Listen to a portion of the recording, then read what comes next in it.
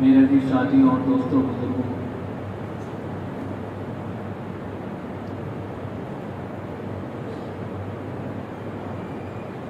جیسا کہ آج ہمارے درمیان میں حالات سے ہم واقف ہیں، ذاتی حالات سے بھی انسان واقف ہے، اپنے گھریلو حالات سے بھی انسان واقف ہے، اپنے رشتہ داروں کے احوال سے بھی انسان واقف ہے، اپنے شہر کے حالات سے بھی انسان واقف ہے، اپنے علاقے کے اعتبار سے بھی انسان واقف ہے، اپنے صوبے کے اعتبار سے بھی انسان واقف ہے، اور ملک کے اعتبار سے بھی انسان واقف ہے، اور عالم اسلام اور تمام عالم کے اعتبار سے بھی انسان واقف ہے کہ کیا حالات ہمارے درمیان میں گزر رہے ہیں۔ اگر ہم نیچے سے لے کر اوپر تک اپنے حالات سے لے کر اجتماعی حالات سے لے کر ملک کے حالات اور ملک کے حالات سے لے کر تمام عالم کے حالات پر نظر ڈالیں گے تو ہمیں ہر جگہ یہ نظر آئے گا کہ مسلمان پستی میں، مسلمان زوال پر، مسلمان ہر راستے پہ شکست کھا رہا ہے، مسلمان ہر فیلڈ میں شکست کھا رہا ہے۔ ہمیں نظر آئے گا کہ مسلمان ہر جگہ ذلیل ہو رہا ہے۔ یہ عام حالات ہے، ایک مجموعی نظر کے اعتبار سے میں بات کر رہا ہوں، بڑے دھیان سے سنیے گا، نوجوان طبقہ یہاں پر موجود ہے۔ ہم دیکھ رہے ہیں ہر فیلڈ میں کہ مسلمان شکست کھا رہا ہے، مسلمان ہر راستے میں اور ہر فیلڈ میں ذلیل و خوار ہو رہا ہے۔ سیاسی اعتبار سے دیکھیں گے تو ذلیل ہو رہا ہے، علمی اعتبار سے دیکھیں گے تو ذلیل ہو رہا ہے، اور مذہبی اعتبار سے دیکھیں گے تو ہم ذلیل، ہر جگہ ہر راستے پہ انسان ہے جو مسلمان ہے وہ ہر راستے پہ شکست کھا رہا ہے۔ اس کی وجہ کیا ہے؟ کیا ہم سنتے نہیں ہیں اللہ بڑا قدرت والا ہے، ان اللہ علی کل شیء قدیر، اللہ کی قدرت ہر ایک پر، ہر چیز پر اللہ کی قدرت ہے۔ اللہ تعالیٰ جس کو چاہتا ہے ذلت دیتا ہے، جس کو چاہتا ہے عزت دیتا ہے۔ یہ سارے بیانات ہم نے سنے ہوں گے۔ اسی طریقے سے ہم نے سنا ہوگا زندگی اور موت کا مالک اللہ ہے، لیکن ہمیں بات سمجھ میں کیوں نہیں آ رہی ہے کہ ہم تو اللہ والے ہیں، ہم تو مسلمان ہیں، پھر اس کے بعد اللہ ہمیں ذلیل کیوں کر رہا ہے؟ جو کفر والے ہیں، اہل کفر ہیں، اہل شرک ہیں اور اہل بدع ہیں، اور جو اللہ کی شریعت کا، اللہ کے دین کا مذاق اڑانے والے ہیں، وہ اتنے بلند کیوں ہو رہے ہیں؟ یہ سوال پیدا ہو رہا ہے ہمارے پاس، ہمارے اندر یہ سوال پیدا ہوتا ہے کہ ہم اللہ کا نام لے رہے ہیں، اس کے بعد بھی ہم ذلیل ہیں، اور وہ لوگ ہیں جو شریعت کا مذاق، اللہ کے دین کا استہزاء، اللہ کے رسول کی شریعت کی اہانت کر رہے ہیں، اس کے بعد بھی وہ لوگ بلندی پر اور ان کا چشمہ بلندی پر۔ کیا وجوہات ہیں اس کی؟ دل میں سوال پیدا ہوتا ہے کہ اللہ واقعی اتنے ہی قدرت والے ہیں جتنا مولوی صاحب کو کوئی بیان کرنے والا بیان کرتا ہے؟ سوال پیدا ہوتا ہے، کمزور ایمان والوں کے اندر سوال پیدا ہوتا ہے۔ جو کمزور ایمان والے ہیں، جن کے سامنے اللہ کی طاقت، اللہ کی قدرت، اللہ کا نظام، اللہ کا ضابطہ، اللہ کے قانون نہیں ہے، تو ان کے اندر سوال آتا ہے کہ کیا واقعتاً اللہ اتنے قدرت والے ہیں جتنا مولوی صاحب جمعے کے خطبے میں اور جمعے کے بیان میں بیان کرتے ہیں؟ یہ کمزور ایمان والے، جن کے سامنے شریعت اسلامی نہیں، جن کے سامنے اسلام کے سارا نظام نہیں، جن کے سامنے اللہ کے ضابطے، اللہ کی سنت، اللہ کا نظام نہیں، ان کے سامنے سوال پیدا ہو رہا ہے، بار بار تکرار کرتا ان کے دل میں، کیا واقعی اللہ اتنے قدرت والے ہیں جن کا بیان کیا جاتا ہے؟ بہت غور سے سننے والی بات ہے، بڑے دھیان سے سنیے گا، کم وقت میں مجھے زیادہ باتیں کہنا ہے، تو اپنے کانوں کو، اپنے دلوں کو بیدار کرتے ہوئے بات کو سنیے گا۔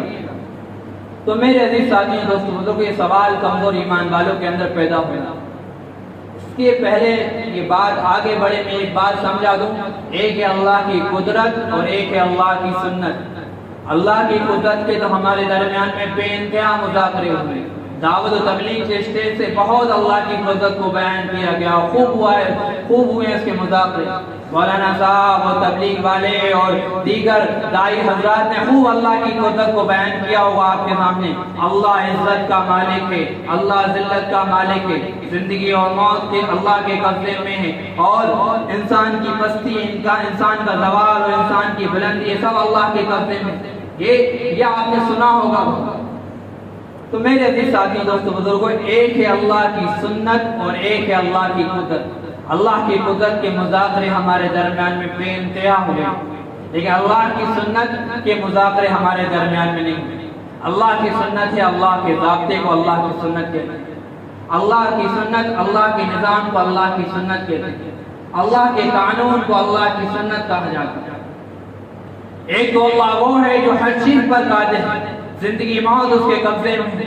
عزت اور ذلت کا مالک اللہ ہے، جس قوم کو چاہتا ہے عزت کے پر پہنچا دیتا ہے اور جس قوم کو چاہتا ہے ذلیل کر دیتا ہے. یہ اللہ کے قبضے میں واقعتاً جو چیز بولی جاتی ہے وہ ہے، اس پر ہمارا یقین ہے، یہی ہمارا عقیدہ ہے، یہی اسلام ہے اور یہی تمام نبیوں کی دعوت ہے اور یہی حقیقت ہے اور اس کے علاوہ کچھ حقیقت نہیں. لیکن میرے عزیز ساتھیوں، دوستو، بزرگوں، ایک ہوتی ہے اللہ کی سنت، ایک ہوتی ہے اللہ کے ضابطے، اللہ کے قانون، اللہ کے قوانین، اللہ کا نظام. تو میرے عزیز ساتھیوں، دوستو، بزرگوں، صحابہ کرام رضی اللہ عنہم اجمعین اللہ کے ضابطوں پر، اللہ کے قانون پر، اللہ کے نظام پر پوری طرح کھرے اتر رہے تھے تو اللہ کی مدد ان کے پاس آ رہی تھی. اور جب مسلمانوں کا جو سلسلہ بڑا آگے اور اللہ کے قانون کے مخالفت ہونے لگی تو اللہ کی مدد وہیں رک جاتی. اور جہاں پھر اللہ کے قانون سے مسلمانوں کے جو احوال ہیں وہ ٹکرانے یعنی موافقت کرنے لگتے تو اللہ کی مدد آنا شروع ہو جاتی. اللہ کی سنت کا سب سے پہلا ضابطہ یہ ہے وَلَا تَحِنُوا وَلَا تَحْزَنُوا أَنْتُمُ الْأَعْلَوْنَ إِن كُنتُم مُّؤْمِنِينَ. تم غم نہ کرو، تم ٹینشن نہ لو، تم غم میں نہ ہو، تم ہی سربلند ہوگے اگرچہ تم مومن ہو. اللہ کی مدد کا پہلا وعدہ یہ ہے کہ آپ کامل مومن ہو. یہ اللہ کا قانون ہے، پہلا قانون. پہلی دفعہ یہ ہے وَلَا تَحِنُوا وَلَا تَحْزَنُوا أَنْتُمُ الْأَعْلَوْنَ إِن كُنتُم مُّؤْمِنِينَ. اگر تم مومن ہو تو تم ہی سربلند ہو.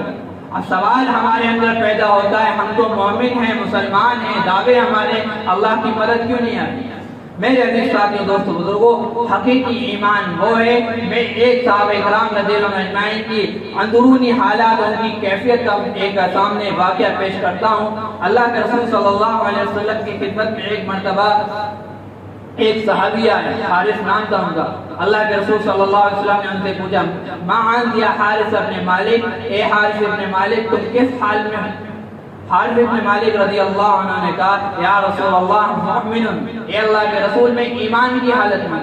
تو اللہ کے رسول صلی اللہ علیہ وسلم نے فرمایا کہ مومن حقا، کیا تم حقیقی ایمان کی حالت میں ہو؟ تو حارث ابن مالک نے فرمایا مومن حقا یا رسول اللہ، میں حقیقی ایمان کی حالت میں ہوں. تو اللہ کے رسول صلی اللہ علیہ وسلم نے فرمایا کل حق حقیقہ فما ذلک حقیقہ. ہر ایک چیز کی حقیقت ہوتی ہے، تمہارے ایمان لانے کی کیا حقیقت ہے؟ تو حارث ابن مالک رضی اللہ عنہ نے کہا یا رسول اللہ عذبت نفسی من الدنیا، میں نے دنیا سے بے رغبتی کر لی، یعنی دنیا کے جاہ و جلال اور دنیا کی جو ایک ہیبت ہے میں اس سے دور ہو گیا ہوں اور اللہ کی طرف متوجہ ہو گیا ہوں. وَأَسْحَرْتُ لَيَالِي، اور میں راتوں کو جاگتا ہوں، وَأَزْمَاتُ نَهَارِ، اور دن کو روزہ رکھتا ہوں. یہ صحابہ کرام کا روٹین اور شیڈیول تھا کہ نماز میں، اللہ کے ذکر میں لگ جانا. اللہ اور پھر اس کا فرما رہا ہے کَأَنِّي أَنظُرُ إِلَىٰ عَرْشِ رَبِّهِ حِينَ يُجَاءُ بِهِ، میں رب کے عرش کو دیکھ رہا ہوں جب وہ لایا جائے گا. کَأَنِّي أَنظُرُ إِلَىٰ أَهْلِ الْجَنَّةِ يَتَزَاوَرُونَ فِيهَا، گویا کہ میں جنت والوں کی آپس کی ملاقات کو دیکھ رہا ہوں. کَأَنِّي أَسْمَعُ وَاءَ أَهْلِ النَّارِ، گویا کہ میں جہنم والوں کی چیخ و پکار کو سن رہا ہوں. یہ صحابہ کرام کی کیفیت ہوا کرتی تھی. جنت بھی ان کے سامنے ہے، جہنم بھی ان کے سامنے، اعمال بھی ان کے سامنے ہیں اور قیامت کا منظر بھی ان کے سامنے ہے اور ان کے شیڈیول اور ان کا روٹین بھی ہمارے سامنے آ چکا ہے. تو اللہ کے رسول صلی اللہ علیہ وسلم نے فرمایا مومن نور قلبہ، اللہ کے رسول صلی اللہ علیہ وسلم نے کہا حارث ایسے ایمان والے ہیں جن کا دل ایمان سے منور ہو چکا. ایک ایمانی کیفیت ہونا چاہیے اور وہ ایمانی کیفیت ایسی کہ انس بن مالک رضی اللہ، حضرت انس رضی اللہ عنہ احد جنگ احد میں فرما رہے ہیں مجھے احد کے پہاڑ سے جنت کی خوشبو آ رہی ہے. یہ ایمانی کیفیت ہوگی میرے عزیز ساتھیوں، دوستو، بزرگوں، تو ہم وہ ایمانی کیفیت اور وہ روحانیت میں ہوں گے تو اللہ کی طرف سے مدد آئے گی. اللہ کی طاقت، اللہ کی قدرت، اللہ کی شریعت، اللہ کے رسول اللہ صلی اللہ علیہ وسلم کا لائے و نظام پر ایسا اعتماد ہو کہ ہمیں پورا کا پورا یقین ہو کہ کامیابی ہے تو اسی میں. اس کے علاوہ جو کچھ نظر آ رہا ہے ماڈرنائزیشن کے ذریعے یا پھر یورپ کلچر کے ذریعے یا ہندوستان میں مال و عیش و آرام کی جو رنگینیاں دکھ رہی ہیں، جو نظر آ رہا ہے وہ سب ناکامی. اور جو حقیقت ہے، جو کامیابی ہے، وہ اللہ کو ماننے میں، رسول اللہ صلی اللہ علیہ وسلم کو ماننے میں، یہ ایمانی کیفیت ہے۔ دوسری دفعہ جو میں بتا رہا ہوں اللہ کے قانون کی، وہ یہ وَمَن يُطِعِ اللَّهَ وَرَسُولَهُ فَقَدْ فَازَ فَوْزًا عَظِيمًا، جو اللہ اس کے رسول کی اطاعت کرے گا وہ کامیاب ہوگا۔ یہ دفعہ نمبر 2 ہے اللہ کے قانون کی۔ آج ہم اپنے معاشرے میں، اپنے احوال پر، اپنے شہر میں اور سارے عالم میں نظر ڈولا لیں اور دیکھ لیں اور اپنے حالات کو دیکھ لیں کہ ہم اللہ کی اطاعت اور رسول اللہ کی اطاعت پر صحیح اتر رہے ہیں۔ اگر اتر رہے ہوں گے تو اللہ کی مدد ہم اپنے سامنے دیکھیں گے، اور اگر ہم اللہ اور اس کے رسول کے مراحل پر کھڑے نہیں اتر رہے ہیں تو اللہ کی مدد کو ہم نہیں دیکھ پائیں گے۔ میرے عزیز ساتھیوں، دوستو، بزرگوں، آپ کا پیسہ، آپ کا جان و مال، آپ کی تجارت، آپ کی دکانیں، آپ کی کارخانے خوب مبارک، لیکن یہ تب ہے جب آپ ایمان والے ہو۔ اگر ایمان نہیں ہے آپ کے پاس، رسول اللہ کی اطاعت نہیں ہے آپ کے پاس، تو یہ آپ کے کارخانے، یہ آپ کی دکانیں، یہ آپ کی تجارت، یہ آپ کی بلڈنگیں، یہ آپ کے بنگلے آپ کے لیے بوار ہیں۔ یا آپ لکھ کر لے لیجیے، آپ کی نوجوانی کی طاقت پر آپ کو بہت اکڑ ہوگی، لیکن یہ اکڑ اور یہ نوجوانی کی طاقت تب آپ کو مبارکباد ہے جب آپ کے پاس حقیقی ایمان اور حقیقی ایمان کا جذبہ اور حقیقی ایمان کی نشر و اشاعت کا جذبہ ہوگا تو آپ کے لیے مبارکباد ہے۔ اگر آپ کی نوجوانی میں شہوت پرستی ہے، اگر آپ کی نوجوانی میں صرف ایک اکڑ ہے اور ایک اپنی طاقت کا بلبلہ دکھانا ہے تو میرے عزیز ساتھیوں، آپ کی نوجوانی آپ کے لیے بوال ہے۔ اس لیے میرے عزیز ساتھیوں، دوستو، بزرگوں، جو آپ کو دیا ہے یہ تب آپ کو مبارک ہے جب آپ کے بعد ایمانی اور ہدایت ہے تو آپ کے لیے بات مبارکباد ہے۔ اسی طریقے سے اللہ کے قانون کی ایک دفعہ ہے وَاسْتَعِينُوا بِالصَّبْرِ وَالصَّلَاةِ، نماز و صبر کے ذریعے اللہ سے مدد مانگو۔ اگر ہم صبر کے اوپر کھڑے اتر رہے ہیں، صبر کی ڈیفینیشن پر پوری طرح کھڑے اتر رہے ہیں، اور نمازوں کی پابندی، وہ نماز جو مطلوب ہے، جو نماز جو صحابہ کرام کی تھی، جو نماز جو اللہ کو مطلوب ہے، اگر وہ ہمارے پاس پائی جا رہی ہے، ہماری نمازیں ویسی ہو رہی ہیں، ہماری سنت ویسی ہو رہی ہے، ہماری نفل نمازیں ویسی ہو رہی ہیں تو اللہ کی مدد آئے گی۔ اگر وہ روٹین والی نماز ہے، اگر وہ صرف ایک رواجی نماز ہے، اگر وہ صرف ایکسرسائز ہے تو میرے عزیز ساتھیوں، دوستو، بزرگوں، یہ نماز آپ کے لیے مبارکباد نہیں ہے بلکہ اس کی کوئی مدد کے وعدے نہیں۔ اگر ہم نماز پر کھڑے اتر رہے ہیں اور نماز کے ذریعے اللہ سے تعلق بندہ ہے، اللہ سے ضابطہ، اللہ سے رابطہ بندہ ہے تو اللہ کی مدد کا ہم مشاہدہ کریں گے۔ اور اگر ہم اپنی نمازوں کو نہیں بنا پائے، دین کے راستے میں نکل کر یا کسی بھی مرحلے میں نکل کر یا آب اور اجداد کو دیکھ کر نہیں بنا پائے تو اللہ کی طرف سے مدد کے کوئی وعدے نہیں۔ فرض تو ادا ہو جائے گا، لیکن وَاسْتَعِينُوا بِالصَّبْرِ وَالصَّلَاةِ کی جو دفعہ اللہ نے بیان کیے اس دفعہ پر ہم کھڑے نہیں اتریں گے تو اللہ کی مدد نہیں آئے گی۔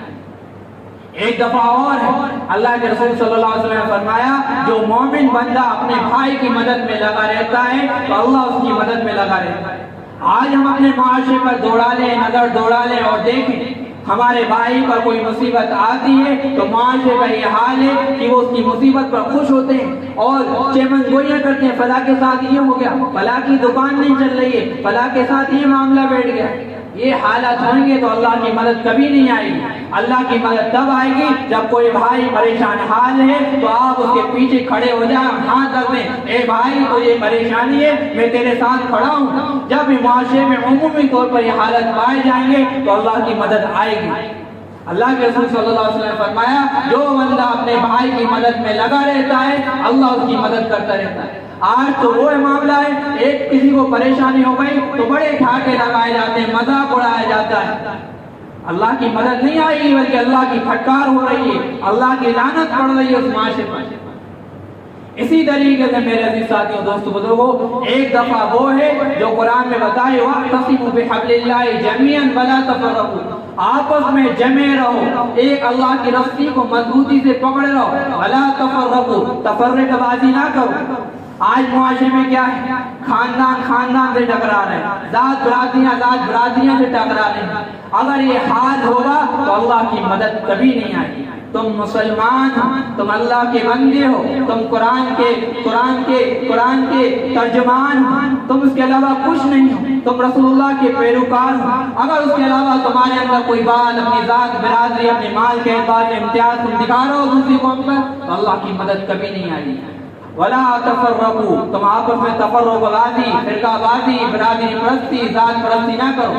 اگر یہ تمہارے معاشرے میں پائی جائے گی تو اللہ کی طرف سے قطعاً مدد نہیں آ سکتی تمہارے لیے.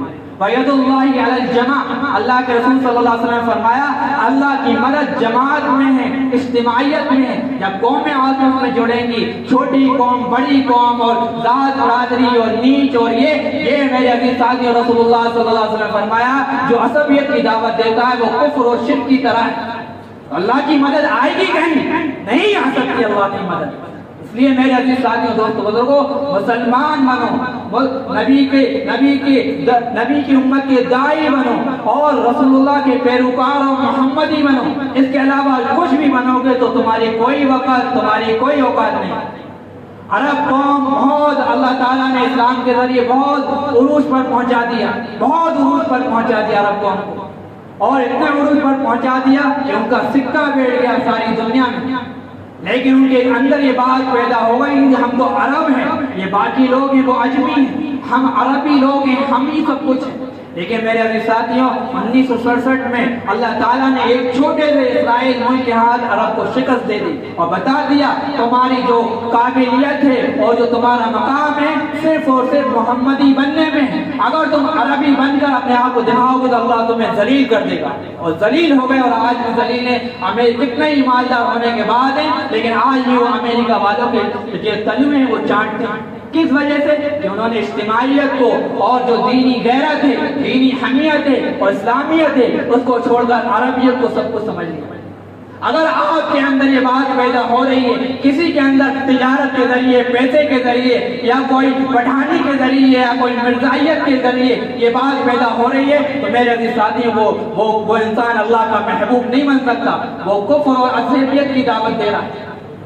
بات سن لیں خاص طور پر، نوجوان ہیں، نئی نسل پیدا ہو رہی ہے، آئندہ تم کو ہی رہنا ہے یہاں پر.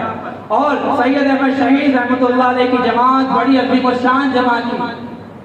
جب یہاں سے جب انہوں نے سفر کیا جہاد کا اور اسلامی نظام انہوں نے بنا دیا، پیشاور سے لے کر کابل تک اسلامی شریعت کا نظام بنا دیا.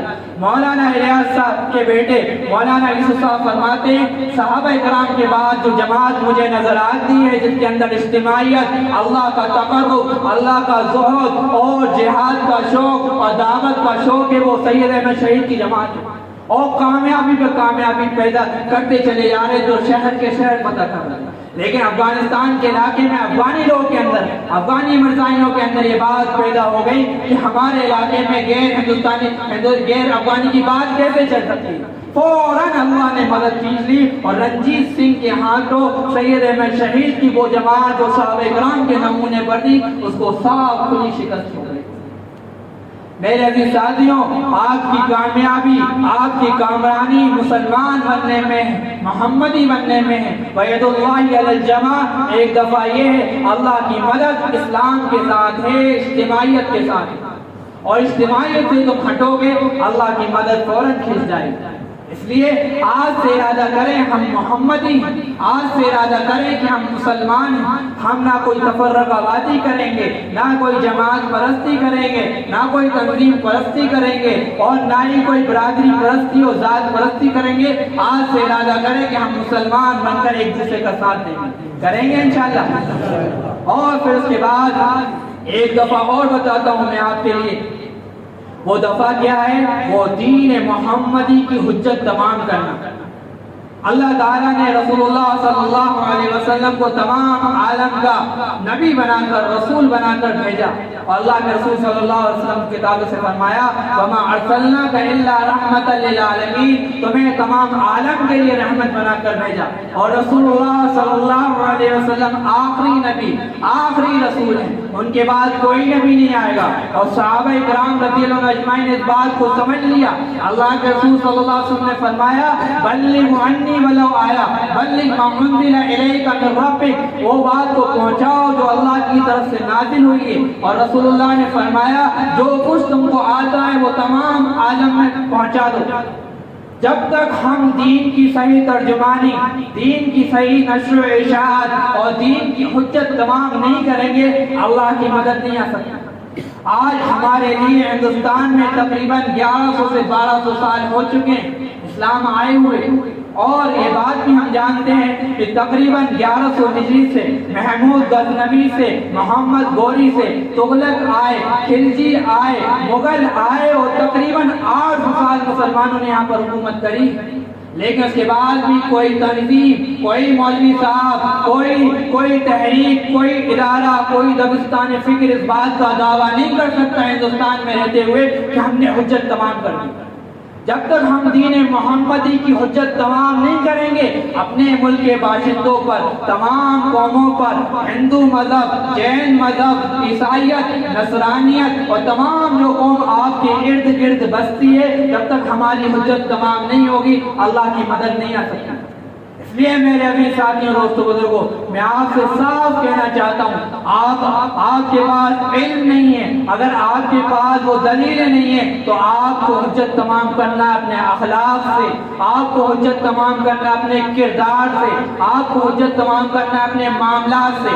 اگر آپ کے معاملات بگڑے ہیں، اگر آپ کا کردار بگڑا ہے، اگر آپ کے اخلاق بگڑے ہیں، اور جن اخلاق کو دیکھ کر، جن معاملات کو دیکھ کر اور جن کردار کو دیکھ کر غیر قومیں آج ہم سے نفرت کر رہی ہیں، آج ہم سے بغض کر رہی ہیں اور سوچ رہی ہیں ان کو ضلع بدل کر دیا جائے، ان کو ملک سے دربدر کر دیا جائے سی اے این آر سی کی شکل میں اور دیگر شکلوں میں، یہ کس بنیاد پر ہے؟ ہم نے صحیح کردار پیش نہیں کیا۔ اگر ہم نے صحیح کردار پیش کیا ہوتا، صحیح دین کی نمائندگی کی ہوتی، اگر ہم نے اذان کا ہی مقصد سمجھا دیا ہوتا، نماز کا ہی مقصد سمجھا دیا ہوتا، یا مسلمان کا ہی مقصد سمجھا دیا ہوتا، تو میرے عزیز ساتھیوں آج یہ حالت نہیں بنتی۔ محمد بن قاسم 92 ہجری میں ہندوستان آئے اور 95 ہجری میں پورے سندھ کو فتح کر لیا، اور فتح کرنے کے بعد امیر المومنین کا حکم ہو گیا کہ تمہیں سندھ کو چھوڑ کر واپس آنا ہے۔ اور جب سندھ کو چھوڑ کر وہ واپس آ رہے ہیں، ہندوستان کا ایک علاقہ ہے سندھ، جب پورا ہندوستان ہوا کرتا تھا، ادھر پڑوسی ملک ہوا کرتا تھا، ادھر بنگلہ دیش ہوا کرتا تھا، بڑا ملک تھا، تو سندھ جو بہت بڑا علاقہ تھا، ملتان سے لے کر گجرات تک کا جو علاقہ تھا، تھانے تک کا جو علاقہ تھا، یہ پورا کا پورا محمد بن قاسم نے فتح کر لیا تھا۔ 17 سال کی عمر میں فتح کرا تھا، اور وہ اللہ کے قانون، اللہ کے ضابطے پر کھڑے اتر رہے تھے تو اللہ کی مدد آ رہی تھی۔ جب انہوں نے اس معاملے کو پورا کیا اور ان کا حکم ہو گیا امیر المومنین کا تمہیں چھوڑ دینا ہے، جب وہ چھوڑ رہے ہیں تو اہل علاقہ، آپ ہی کے ملک کے جو ہندو قوم جو آپ سے نفرت کرتی ہے، آپ کا چہرہ دیکھنا پسند نہیں کرتی ہے، آپ کی ترقی کو وہ پسند نہیں کرتی ہے، وہی قوم محمد بن قاسم کی مورتی ان کے دلوں میں بسی ہوئی تھی، گھٹنے میں پلی ہوئی تھی، محمد بن قاسم کو منا رہے ہیں کہ تم نہ جاؤ، لیکن انہوں نے کہا کہ مجھے جانا ہوگا۔ تو محمد بن قاسم نے جب ملک کو چھوڑا تو انہوں نے محمد بن قاسم کے مجسمے اس کے بت بنا کے اس کی پوجا کرنے لگے۔ میرے عزیز ساتھیوں، دوستو، بزرگوں، اگر تم اور ہم صحیح کردار اسلام کی صحیح ترجمانی کریں گے، یہاں کا نوجوان اور کافر نوجوان میں دیکھے گا کہ وہ بھی زنا کرتے ہیں، یہ بھی زنا کرتے ہیں، تو تمہاری کوئی وقت نہیں، لیکن تمہارا نوجوان، ہمارا نوجوان اگر پاک دامن ہوگا، اس کے ذریعے محلے کی، شہر کی مائیں بیٹے محفوظ رہیں گی، تو میرے عزیز ساتھیوں، دوستو، بزرگوں، جو قوم آج تم سے نفرت کرتی ہے، موقع پر لڑائی جھگڑے ہو جاتے ہیں، دکانیں بند ہو جاتی ہیں، وہ قوم تم سے محبت کرے گی، وہ قوم تمہیں اپنے سر پر بیٹھائے گی، وہ قوم تمہارے لیے اپنا حاکم چن لے گی، منتخب کر لے گی۔ اس لیے میرے عزیز ساتھیوں، دوستو، بزرگوں، خصوصاً میں یہاں کے نوجوانوں سے کہنا چاہتا ہوں، شہوت پرستی سے اور خواہشات سے اور اندر کے جذبات سے میرے عزیز ساتھیوں، دوستو، بزرگوں، اپنے آپ کی حفاظت کریں، اپنے جذبات کو، اپنے خیالات کو دین کے لیے لگا دیں۔ محمد بن قاسم کی طرح جس نے 17 سال 18 سال کی عمر میں سندھ کو فتح کر لیا، تم اپنے اندر وہ صلاحیتیں پیدا کرو تو اللہ تعالیٰ تمہارے لیے ملک تمہارے ہاتھ میں رکھ دے گا۔ کوئی وعید نہیں ہے، اگر تم کھڑے ہو جاؤ اور اللہ کی رسی کو مضبوطی سے پکڑ لو، اللہ کے احکام پر اور رسول اللہ کے طریقے پر چلو گے، اللہ کا ضابطے کے مطابق ہوگے تو اللہ کی مدد آئے گی اور سارا کا سارا نظام تمہارا اللہ تعالیٰ بنا دے گا۔ اسی طریقے سے میرے عزیز ساتھیوں، دوستو، بزرگوں، ایک اور اللہ کی سنت، اللہ کا ضابطہ اور اللہ کا قانون ہے، وہ ضابطہ یہ ہے کہ اللہ کے نظام کی فکر کرنا، کہ اللہ کا نظام ہمارے جسموں میں، ہمارے گھر میں، ہمارے محلے میں اور اس دنیا میں اور سارے عالم میں نافذ ہو جائے۔ اللہ تعالیٰ فرماتا ہے وَمَن لَّمْ يَحْكُم بِمَا أَنزَلَ اللَّهُ فَأُولَٰئِكَ هُمُ الْكَافِرُونَ. اللہ کا فتویٰ ہے، اللہ دفاع بتا رہا ہے، جو اللہ کے نظام کے مطابق زندگی نہیں گزارتے، اپنی گھریلو زندگی، اپنی اجتماعی زندگی، اپنی ملکی اور اپنی سماجی زندگی کو اللہ کے نظام کے مطابق نہیں گزارتے، اللہ کے احکام اس میں نافذ نہیں کرتے، تو وہ لوگ کافر ہیں. پھر آگے اللہ تعالیٰ فرماتا ہے وَمَن لَّمْ يَحْكُم بِمَا أَنزَلَ اللَّهُ فَأُولَٰئِكَ هُمُ الظَّالِمُونَ. اور ایک جگہ کافرون پہ آیا ہے کہ جو لوگ اللہ کے نظام کو نافذ کرنے کی کوشش نہیں کرتے، اللہ بتا دے رہا ہے کہ وہ لوگ کافر ہیں، وہ لوگ ظالم ہیں، وہ لوگ مشرک ہیں. میرے ساتھیوں، ہم آج سے بات کہنا چاہتے ہیں، آج ہم اس کنڈیشن میں بھلے ہی نہ ہو خلافت کی، آج ہم اس کنڈیشن میں بھلے ہی نہ ہو، لیکن کم سے کم جذبات ہونا ہمارے لیے ضروری. جذبات ہوں گے تو اللہ کچھ اسباب بھی کھولے گا. جذبات پیدا کریے مکمل دین کے نفاذ کی. اسی طریقے سے اللہ تعالیٰ کی مدد تب آتی ہے، اللہ کے رسول صلی اللہ علیہ وسلم نے فرمایا جب تک مسلمانوں کے اندر جہاد کی عظمت قائم رہے گی، جہاد کا شوق ہوگا، اللہ کے راستے میں شہید ہونے کا شوق ہوگا، تو وہ قوم کبھی ذلیل نہیں ہوگی. اور جہاد کی عظمت جس قوم سے نکل جائے، وہ کتنے ہی نمازیں پڑھ لے، کتنے ہی حاجی و صاحب اور نمازی صاحب بن جائے، اس کے لیے اللہ کی مدد کے کوئی وعدے نہیں. اس لیے نوجوانوں سے خاص طور سے میں یہ بات کہنا چاہتا ہوں، اللہ کو دین کے لیے اپنی دولتوں کو، اپنی جوانی کو، اپنی زندگی کو فنا کرنے کے جوش اور ایک بلبلہ جو صحابہ کے اندر تھا، جو علی کے اندر تھا، جو عمر کے اندر تھا، جو ابو بکر کے اندر تھا. اَيُنْقَصُ الدِّينُ وَأَنَا حَيٌّ. ابو بکر کہنا دین میں کچھ کمی ہو جائے اور ابو بکر زندہ رہے. یہ جذبات پیدا کریے، اللہ کی مدد کا مشاہدہ کریں گے. شہر کے شہر، ضلع کے ضلع، ملک کے ملک آپ کے قدموں کے نیچے آ جائیں گے. لیکن مطلوب اللہ کی رضا. اس لیے میرے ساتھیوں، اللہ کے ذاتے، اللہ کے قانون پر ہم کھڑے اتریں گے تو اللہ کی مدد آئے گی. اور اس کے ساتھ ساتھ ہمیں امت دعوت بننا ہے، امت دعوت بنیں گے. اور جب تک اس قوم میں دعوت زندہ رہے گی، اللہ کی مدد آئے گی. اور صحابہ کرام کے اندر ساری صفت، سارے قانون مجموعی طور پر پائے جاتے تھے تو اللہ کی مدد آتی تھی.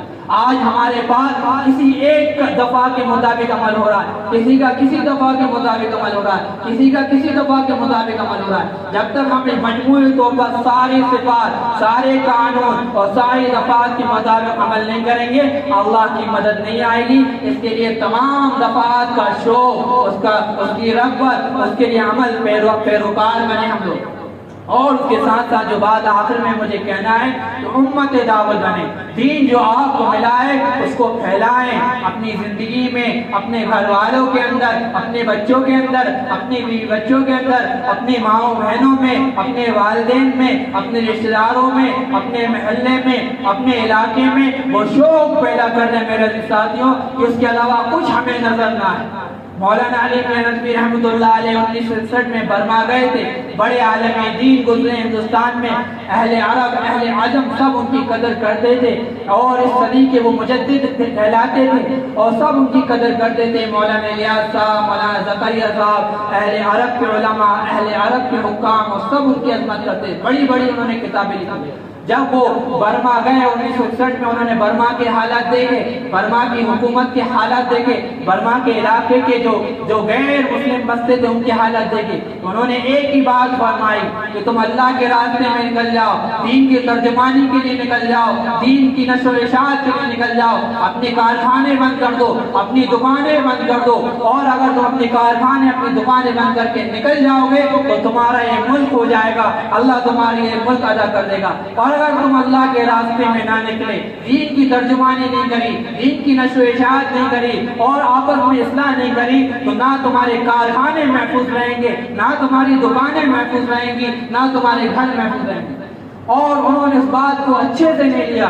40 سال 50 سال گزرے تھے کہ 2011 میں برما سے ان کو ملک بدر کیا جا رہا ہے، ان کو نکالا جا رہا ہے، ان کے کارخانے جلائے جا رہے ہیں، ان کی دکانوں کو جلایا جا رہا ہے، ان کے بچوں کو قتل کیا جا رہا ہے، زنا کیا جا رہا ہے اور ماں بیٹوں کو، بچوں کو یتیم کیا جا رہا ہے، ماؤں کو بیوہ کیا جا رہا ہے. یہ حالت ہے. آج وہی حالت ہمارے درمیان میں پیدا ہو گئے. اور ایسے حالت بن گئے ہیں کہ ہم سمجھ نہیں پا رہے ہیں. اگر اس موقع پر بھی ہم نے دین سے بے رغبتی کری، اگر اس موقع پر بھی تم نے نمازوں کی پابندی نہیں کری، اگر تم نے اس موقع پر بھی اجتماعیت کو نہیں اپنایا، اگر تم نے اس موقع پر بھی اپنے بھائیوں کی عزت و احترام کی مدد نہیں کری، اور اگر تم اس موقع پر اللہ کے راستے میں نہیں نکلے اور دین کی محنتوں کو نہیں کرا، تو وہی کے وہی حالات اور وہی کا وہی نقشہ اور وہی کا وہی منظرنامہ آپ کے ملک میں تیار ہو رہا ہے. صاف کھل کر میں بات کہہ رہا ہوں، یہ جو ملک کی تنظیم ہیں، بڑی بڑی تنظیمیں ہیں، جو زعفرانی رنگ سے بھری رنگی ہوئی جو تنظیمیں ہیں، وہ سب آپ کی کا مسلط ہونا چاہتی ہیں، آپ کے بچوں کو مرتد کرنا چاہتی ہیں، آپ کی بچیوں کے ساتھ وہ ارتداد کو ان کو بھاگ کر ارتداد اور گمراہ کرنا چاہتی ہیں. اور چیز ہو رہی ہے، ہر علاقے میں واقعات ہو رہے ہیں، آنکھیں سب کی کھلی ہیں، ہر ایک اس بات سے احوال سے واقف ہے.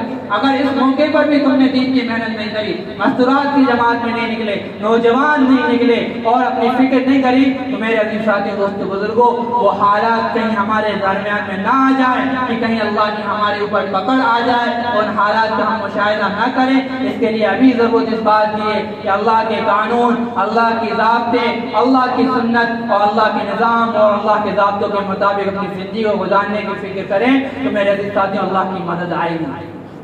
اس لیے میں آپ سے صاف کھل کر کہہ رہا ہوں، جو میں نے مراحل بتائے ہیں، جو میں نے دستور و دفعات اور اللہ کے نظام کی جو دفعات بتائی ہیں، ان کو اثر نو دوبارہ تازہ کر لیجیے اور مذاکرے کریے. نوجوان مذاکرے کریں کہ مولانا صاحب نے کون کون سی دفعات بتائی تھی، کون کون سے ضابطے بتائے تھے کہ اللہ کی مدد آئے گی. یہ میں نے 12-13 ضابطے بتا دیے، اور بھی اللہ کے ضابطے، ان کے بار بار مذاکرے کریں، بار بار مذاکرے کریں اور ان دفعات پر کھڑے اتریں اور پھر مراحل طے کرتے جائیں گے. تو میرے عزیز ساتھیوں اللہ کے نظام اور اللہ کی یہ بھی مدد کو دیکھیں گے. اذا جاء نصر الله والفتح ورأيت الناس يدخلون في دين الله افواجا فسبح بحمد ربك واستغفر انه كان توابا. صحابہ کرام رضی اللہ عنہم اجمعین اللہ کے رسول صلی اللہ علیہ وسلم کے تربیت یافتہ تھے. انہوں نے اللہ کی دفعات، اللہ کے قانون اور اللہ کے نظام کے پے در پہ مراحل طے کرتے چلے گئے تو اللہ کی مدد آئی. وہ مدد کیسے آئی؟ اذا جاء نصر اللہ والفتح، جب آپ نے دیکھا اللہ کی مدد آ گئی. وَرَأَيْتَ النَّاسَ يَدْخُلُونَ فِي دِينِ اللَّهِ أَفْوَاجًا، اور لوگ فوج در فوج، قبیلے در قبیلہ، ملک در ملک اسلام میں داخل ہوتے چلے جاتے. اگر آپ ان دفعات پر عمل کریں گے تو میرے ساتھیوں یہ خبریں آئیں گی، آج فلاں محلے سے 10 لوگ اسلام میں آ گئے، آج فلاں محلے والوں نے اسلام قبول کر لیا، آج فلاں گاؤں والوں نے اسلام قبول کر لیا، آج فلاں شہر والوں نے اسلام قبول کر لیا. اور آپ بھی وہ منظر دیکھیں گے جو رسول اللہ نے دیکھا، جو صحابہ نے دیکھا کہ آس پاس کے علاقے، آس پاس کی قوم جو مسلمانوں کی دشمن تھی، اور غزوہ خندق میں تمام ہزاروں کا لشکر، 10,000 کا لشکر جمع ہو گیا اور اس نے ارادہ کر لیا کہ ہم مدینے کی ریاست کو ختم کر دیں. اور ایسے حالت بن گئے کہ صحابہ کے دل کلیجے منہ کو آ رہے تھے. اس موقع پر میرے عزیز ساتھیوں دوستو بزرگوں، اللہ کے رسول صلی اللہ علیہ وسلم کی ثابت قدمی، صحابہ کرام کی ثابت قدمی اور ان کا کردار اور وہ اللہ کی ذات سے اللہ کے نظام پر پوری طرح کھڑے اترے تو وہی قبیلے اسلام میں داخل ہوئے. وہی قریش جو دشمن تھی، بالکل خاندانی دشمنی رکھی ہوئی تھی، وہ اسلام میں داخل ہو رہی ہے. طائف والے جو حملہ کرتے ہیں، پتھر ان پر برسائے، وہ اسلام میں داخل ہو. اسی طریقے سے میرے عزیز ساتھیوں آپ ہم بھی اللہ کی مدد کا مشاہدہ کریں گے. یہ تب کریں گے جب آپ کھڑے ہو جائیں گے اور ہر ایک نوجوان کے اندر سے بات نکل رہی ہوگی، قل ھذہ سبیلی ادعو الی اللہ علی بصیرہ انا ومن اتبعنی سبحان اللہ وما انا من المشرکین. کہ آپ کھڑے ہو جائیں گے. اس طریقے سے رسول اللہ کو حکم ہو رہا ہے کہ آپ کہہ دیجئے یہی میرا راستہ ہے اور میں اللہ کی طرف پوری بصیرت کے ساتھ بلاتا ہوں. میں بھی بلاتا ہوں، میری اتباع کرنے والے بھی بلاتے ہیں. وما انا من المشرکین، اور بتائیں گے کہ ہم مشرک نہیں ہیں، ہم شرک نہیں کرتے. ہم نجس، جو گندی شرک ہے، جو کفر ہے، جس کو قرآن نے کہا کہ وہ نجس ہے، پیخانہ ہے، اگر اس نجس کی گندگی ہم بیان کریں گے، اس طریقے سے پیخانے سے گھن کرتے ہیں کہ یار اس کو دیکھنا پسند نہیں کرتے، اس کو سونگ نہیں سکتے، اس کو دیکھ نہیں سکتے، اسی طریقے سے اگر اسلام کی صحیح ترجمانی ہوگی اور کفر و شرک کو کھول کھول کر بیان کیا جائے گا، کوئی آپ کے خاندان اور آپ کے علاقے سے کوئی لڑکی کوئی کافر کے ساتھ اور مشرک کے ساتھ نہیں بھاگے گی، کوئی نہیں بھاگے گی۔ وہ کہے گی میں کہیں پیخانے کے ساتھ جاؤں گی کیا، کہیں میں پیخانے کے ساتھ کبھی نہیں رہ سکتی۔